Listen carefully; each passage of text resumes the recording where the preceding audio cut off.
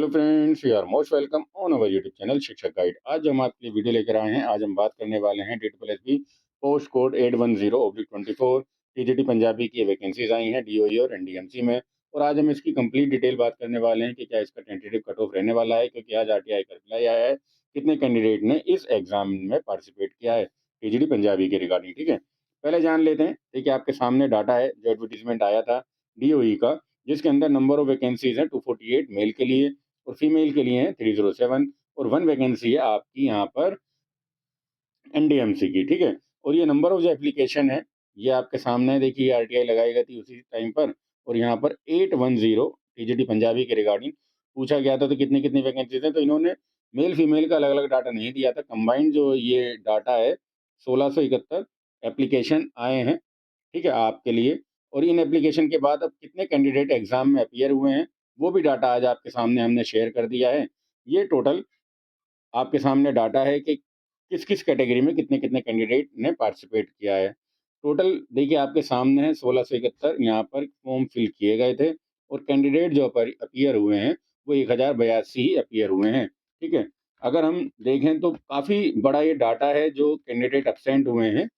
589 candidate यहाँ पर absent रहे हैं। ठीक है, 589 कैंडिडेट एब्सेंट रहे हैं। अपने आप में काफ़ी बड़ा डाटा है जो कैंडिडेट एब्सेंट रहे हैं। अब ये डाटा सारा हमने एक जगह इकट्ठा किया है, ठीक है, और आपके लिए एक टेंटेटिव कट ऑफ निकालने के लिए, ठीक है, ये टोटल का टोटल डाटा हम आपको दिखा रहे हैं जो भी मैंने आपको अलग अलग दिखाया। अब ये सारा डाटा आप एक साथ देख सकते हैं और यहाँ पर समझने की कोशिश करेंगे। टीजीटी पंजाबी की मेल एंड फीमेल की कंबाइंड डाटा है, तो कंबाइंड ही यहाँ पर टेंटेटिव कट ऑफ आपको बताई जा रही है। एक बार देखकर इसको समझने की कोशिश करते हैं। ठीक है, कैटेगरी वाइज आपके सामने डाटा गिवन है।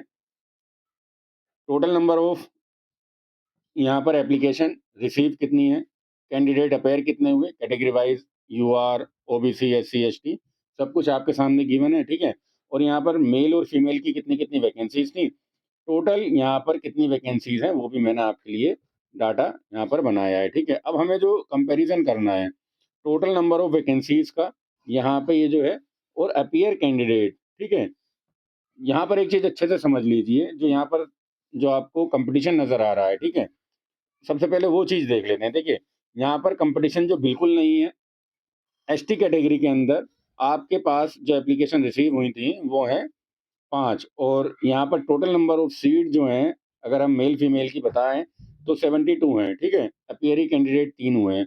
72 सीट आपके पास हैं, कैंडिडेट अपीयर कितने हो रहे हैं एग्जामिनेशन में 3। ठीक है, इसमें बिल्कुल भी आपके लिए कंपटीशन नहीं देखने को ना के बराबर है। EWS में भी अगर हम बात करें तो टोटल नंबर ऑफ कैंडिडेट जो हैं आपके अपीयर जो हुए हैं वो हैं 12, और टोटल नंबर ऑफ सीट हैं 7। तो देखिए, अगर डबल से भी अगर आप देखते हैं तो बिल्कुल ना के बराबर ये EWS कैटेगरी के, और सारे के सारे ये जाने वाले हैं UR में।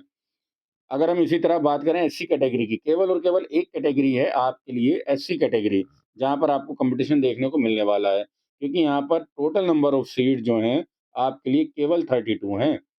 ठीक है, अगर हम बात करें मेल में 19 है और फीमेल में है 13, टोटल 32 सीट हैं। लेकिन कैंडिडेट जो अपीयर हुए हैं वो यहाँ पर हुए हैं 433।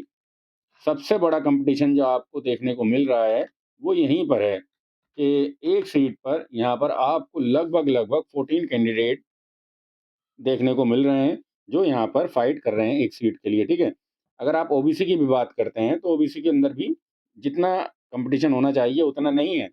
ठीक है, क्योंकि OBC के अंदर टोटल नंबर ऑफ सीट जो हैं आपके पास 41 है मेल फीमेल की मिलाकर, और टोटल नंबर ऑफ कैंडिडेट 52 हैं।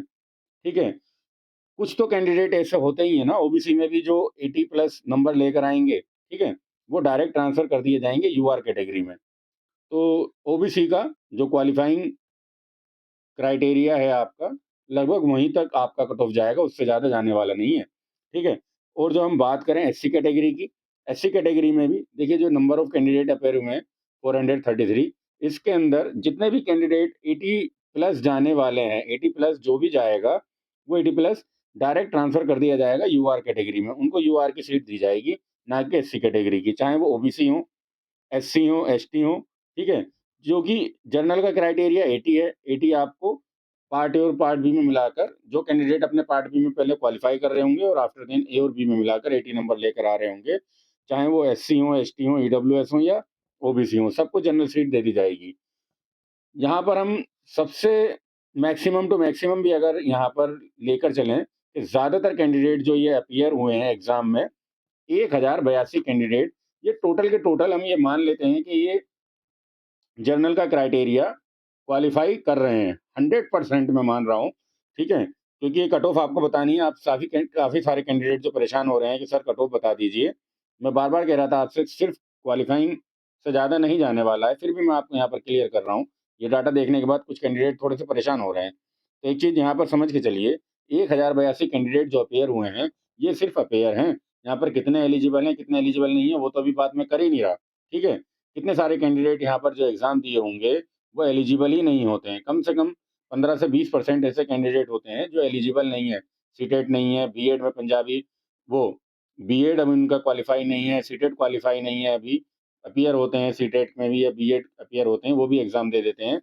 या जिनके पास एमए पंजाबी तो होता है, लेकिन बीए में पंजाबी नहीं है, जो एज़ पर आरआर हैं, आपके लिए बीए में पंजाबी होना चाहिए कम से कम 2 साल।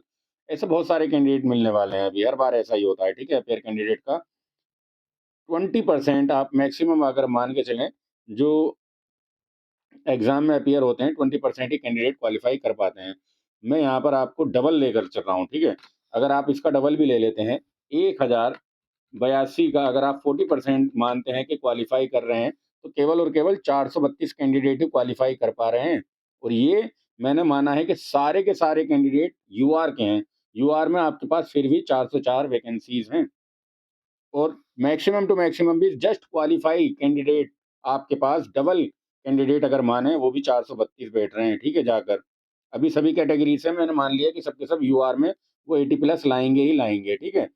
तब भी आपका कहाँ कंपटीशन है? 404 सीट हैं आपके पास, 432 कैंडिडेट निकल रहे हैं जो भी डबल मानने के बाद। तो आप बताइए मुझे कि ये कैसे आपका 90 प्लस 100 कट ऑफ जा सकता है, जो बार बार कैंडिडेट कह रहे हैं?